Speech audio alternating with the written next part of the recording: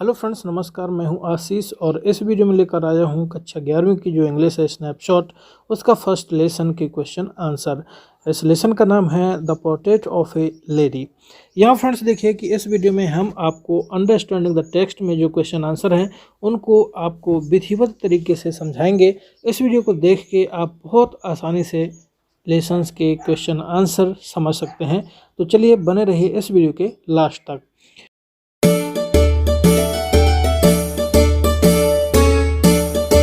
यहाँ फ्रेंड्स देखें, जो फर्स्ट क्वेश्चन है वो है the 3 phases of the author's relationship with his grandmother before he left the country to study abroad.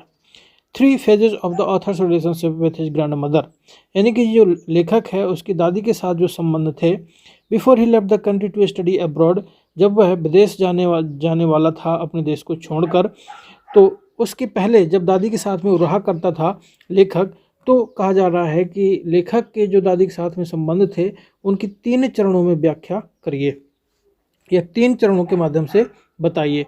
तो यहाँ पर फ्रेंड्स आप देख लें कि जो आंसर है उसको हम यहाँ पर बताने वाले हैं। तो यहाँ पर देखिए the 3 phases of the author's relationship with his grandmother before he left the country to study abroad, यानी कि जो लेखक है उस जब वो अपने देश को छोड़ के विदेश पढ़ने के लिए जा रहा था और उसके पहले जब दादी के साथ में रहा करता था, तो उनके जो रिलेशनशिप से संबंध थे उसके 3 चरण यहाँ पर दिए जा रहे हैं।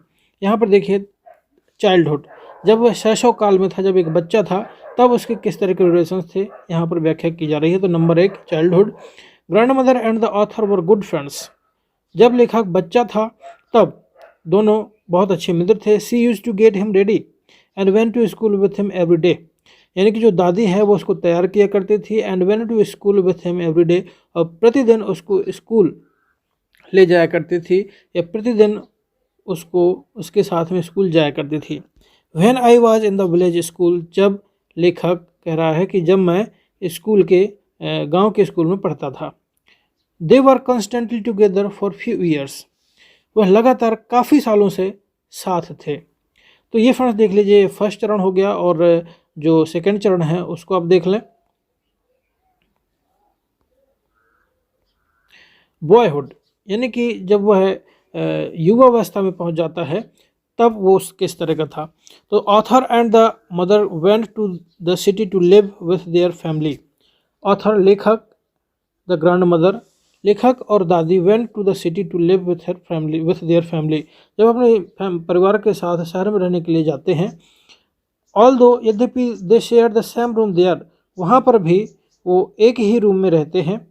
But the author use to go to school in a motor bus, लेकिन जो लेखक है वो अपने स्कूल मोटर बस में जाया करता है।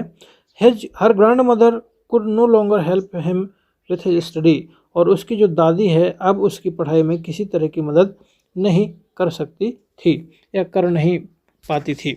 आगे देख ले अर्ली यूथ, यानी कि जब वह युवावस्था में पहुंच जाता है, जब किशोर हो जाता है, तब वो उसके बारे में उसके जो रिलेशनशिप थे वो कैसे थे। तो यहाँ पर देख लें early youth, when the author went up to university, जब लेखक विश्वविद्यालय में पढ़ने के लिए जाता है। He was given a separate room, he was given a separate room, तो उसे एक अलग कमरा दे दिया जाता है।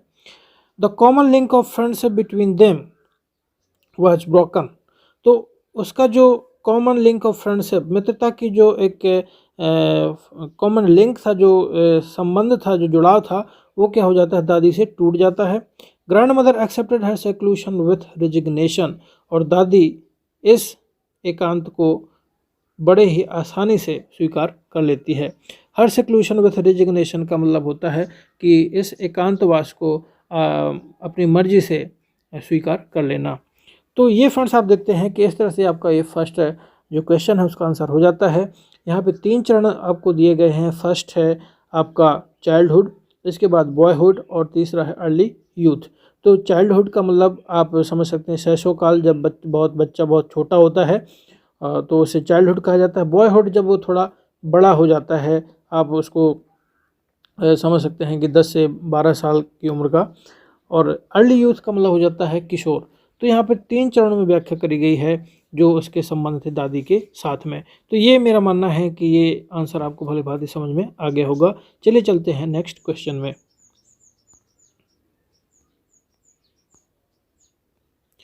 सेकेंड क्वेश्चन देख लें। 3 reasons why the author's grandmother was disturbed when he started going to city school.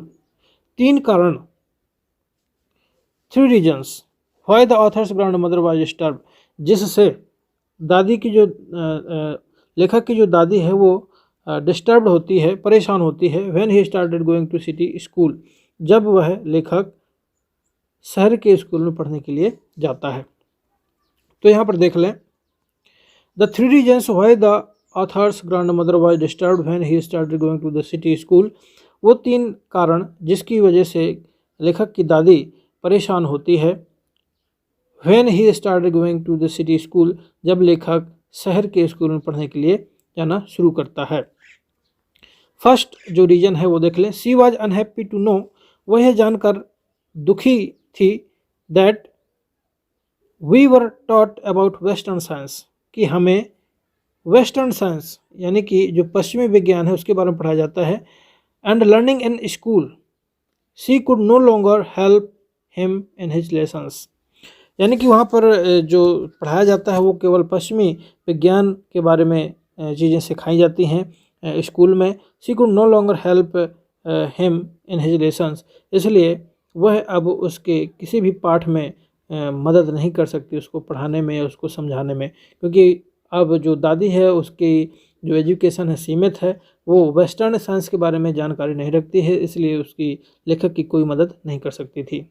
जो सेकंड रीजन है उसको आप देख लें। She was distress to know, वह यह जानकर डिस्ट्रेस तनाव में थी, that there was no teaching about God, कि वहाँ पर किसी भी तरह ईश्वर के बारे में कुछ भी नहीं पढ़ाया जाता था। द स्क्रिप्चर्स, यानी कि जो वेदांत थे इन द स्कूल, ईश्वर और जो वेदांत हैं उनके बारे में स्कूल में कुछ भी नहीं पढ़ाया जाता था, केवल वेस्टर्न साइंस यानी कि जो पश्चिमी विज्ञान है उनके बारे में जानकारी दी जाती थी। तो जब उसे मालूम पड़ा कि इनके स्कूल में ईश्वर और वेदांत धार्मिक पुस्तकें हैं उनके बारे में कोई जानकारी नहीं दी जाती थी, तो वह यह जानकर तनाव में थी। तो ये होगी दूसरा रीजन। थर्ड रीजन के बारे में बात करते हैं। थर्डली, तीसरा जो रीजन है वो है she was disturb to know, वह यह जानकर परेशान थी, that we were given music lessons, कि वहाँ पर उन्हें जो म्यूजिक लेसन्स हैं वो पढ़ाए जाते थे स्कूल में, यानी कि जो संगीत के जो लेसन्स है पाठ हैं वो पढ़ाए जाते थे। As music had lived association to her, लेकिन जो दादी थी उसके अनुसार म्यूजिक जो संगीत है उसका संबंध अशिष्ट समुदाय से होता है, यानी कि उनकी दादी के अंदर इस तरह की छाप बनी हुई थी या इस तरह की धारणा बनी हुई थी कि जो संगीत है वो अशिष्ट लोगों का काम है, यानी कि एक जो सभ्य समाज है उसमें संगीत उनको पढ़ने की ज़रूरत नहीं है, सीखने की ज़रूरत नहीं है। जो अशिष्ट समुदाय है जो नाचना और इस तरह के काम करता है वो उनके लिए संगीत सही है, और जो सभ्य समाज है उसके लिए संगीत की शिक्षा सही नहीं है। तो ये 3 कारण थे जिनकी वजह से दादी परेशान थी। मेरा मानना है ये भी आपको समझ में आ गया होगा। लिव्ड एसोसिएशन का मतलब होता है अशिष्ट समुदाय। आगे देख लें जो थर्ड क्वेश्चन है। 3 ways in which the author's grandmother spent her days after he grew up। After he grew up यानी कि जब लेखक बड़ा हो जाता है उसके बाद 3 ways, वो कौन से तरीके थे जिनकी वजह से the author's grand mother spent her days, अपने दिनों को, यानी कि लेखक की जो दादी है वो अपने दिनों को कैसे व्यतीत करती थी, यानी कि उसके दिन कैसे गुजरते थे जब लेखक बड़ा हो जाता है। तो आप यहाँ पर देख लें, the 3 ways in which the author's grandmother spent her days after he gave up, यानी कि उस लेखक के बड़े होने के बाद दादी के जो दिन थे वो कैसे बीतते हैं, वो 3 तरीके यहाँ पर दिए गए हैं। फर्स्ट है she accepted her seclusion quickly, उसने एकांतवास तुरंत स्वीकार कर लिया शांतिपूर्वक। And use to live alone in her room, और वह अपने रूम में अकेली रहती थी, यानी कि अकेली रहने लगी, ऐसा आप समझ लें। Whole day she used to sat by her spinning wheel and reciting prayers। Whole day, पूरे दिन, she used to sat in her spinning wheel, वह चरखा घुमाती रहती या चरखे में जो धागा है उसको बुनती रहती थी पूरे दिन। एंड रिसाइटिंग प्रेयर्स, और भजन गाती रहती थी।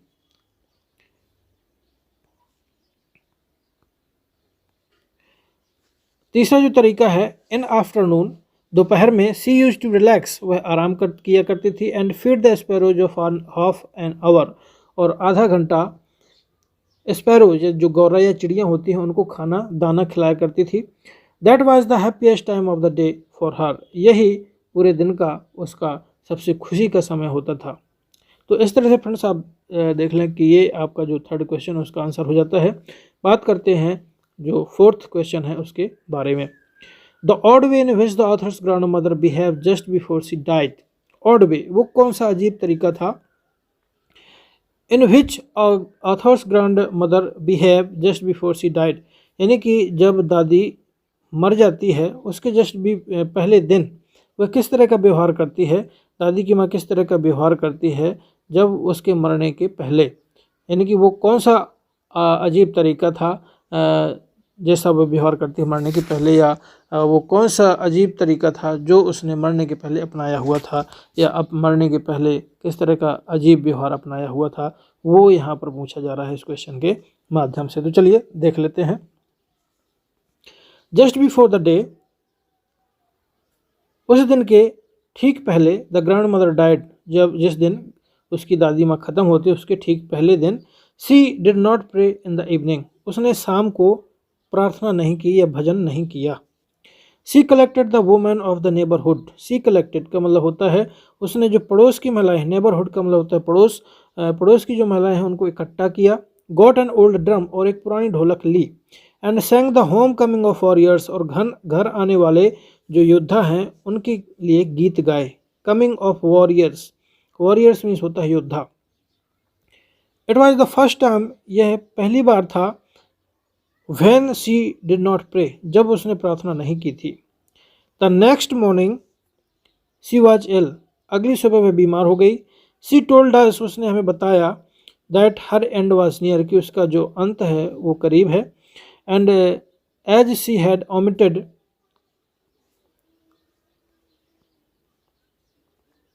टू प्रे लास्ट इवनिंग, और उसने पिछली शाम को ही प्रार्थना करना छोड़ दिया था।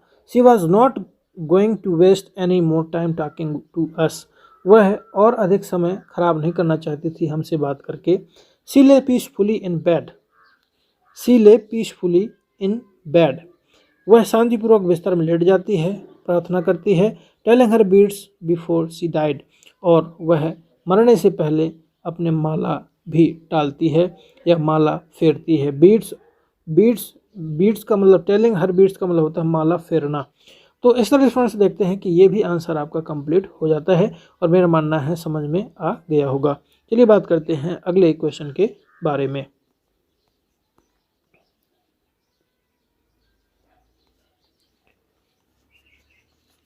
तो ये फ्रेंड्स आप देखें कि ये जो क्वेश्चन आंसर है ये हमने पहले करा दिया है, यहाँ तक ये रिपीट हो गया है यहाँ पर गलती से। तो चलिए देख लेते हैं फिफ्थ जो क्वेश्चन है उसको।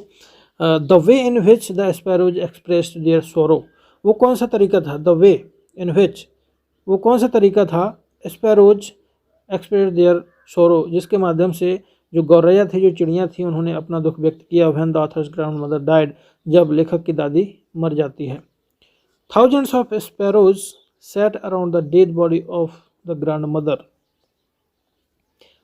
Thousands of sparrows, हजारों गौरैया, sat around the dead body of the grandmother, जो ग्रैंडमदर की जो डेड बॉडी है उसके चारों तरफ बैठ जाती हैं। There was no chirping, किसी तरह की चहचहाट नहीं करती। The author's mother threw some bread crumbs to them, author की जो माँ है वो चिड़ियों को ब्रेड के टुकड़े डालती है। The way grandmother use to, जैसा दादी किया करती थी उसी तरह जो लेखक की माँ है वो भी रोटी के टुकड़े डाल देती है। But the sparrows did not took notice of the bread crumbs, but the sparrows did not took notice of the bread crumbs, लेकिन जो चिड़ियाँ हैं, जो गौरैया हैं, वो रोटी के जो टुकड़े हैं उन पर किसी तरह का ध्यान नहीं देती हैं। When the grand mother corps was carried of, जब दादी की जो डेड बॉडी है उसको उठा लिया जाता है या ले जाया जाता है। दे ऑल फ्लू, वे सभी उड़ जाती हैं। अवे क्विकली, तुरंत उड़ जाती हैं। दिस इज हाउ, यही तरीका था द स्पैरोज एक्सप्रेस देयर सोरो, जिसके माध्यम से जो चिड़ियाँ हैं, जो गौरैया हैं, उन्होंने अपना दुख व्यक्त किया। तो यहाँ पर फ्रेंड्स देखें कि जब उनकी दादी ख़त्म हो जाती है तो चिड़ियाँ, क्योंकि जो दादी है पहले चिड़ियों को दाना खिलाया करती थी, लेकिन जिस दिन ख़त्म हो जाती है उस दिन चिड़ियों को भी महसूस हो जाता है कि जो दादी जो हमें खाना खिलाती थी वो ख़त्म हो गई है। तो सभी चिड़ियाँ आके उसकी जो डेड बॉडी है जो धरती में लेटी हुई है उसके चारों तरफ बैठ जाती हैं। और जब बैठ जाती हैं तो जो लेखक की दादी माँ है उसको ऐसा लगता है कि ये खाना खाने के लिए आई होंगी, क्योंकि दादी इनको दाना डाला करती थी। तो जो माँ हैं लेखक की वो भी रोटी के जो टुकड़े हैं वो डाल देती हैं, लेकिन जो गौरैया हैं, जो चिड़ियाँ हैं, उनके टुकड़ों पर बिल्कुल भी ध्यान नहीं देती हैं। और जैसे ही दादी की जो लाश है, जो डेड बॉडी, उसको ले जाया जाता है अंतिम संस्कार के लिए, तो चिड़ियाँ उड़ के तुरंत चली जाती हैं। यही वो तरीका था जिसके माध्यम से जो चिड़ियों ने अपना दुख व्यक्त किया। मेरा मानना है कि इस लेसन के जो क्वेश्चन आंसर हैं वो समझ में आ गए होंगे। शेष जो क्वेश्चन हैं, आंसर हैं, उनके भी हम वीडियोज़ आपको उपलब्ध कराएंगे लगातार। लेकिन इस तरह की वीडियोज़ पाने के लिए आप हमारे चैनल को सब्सक्राइब कर लें, अपने मित्रों को भी शेयर करें ताकि उन्हें भी मालूम पड़ सके और घर में रह के पढ़ाई आसानी से कर सकें। फ्रेंड्स, इस वीडियो को देखने के लिए आपका बहुत बहुत धन्यवाद।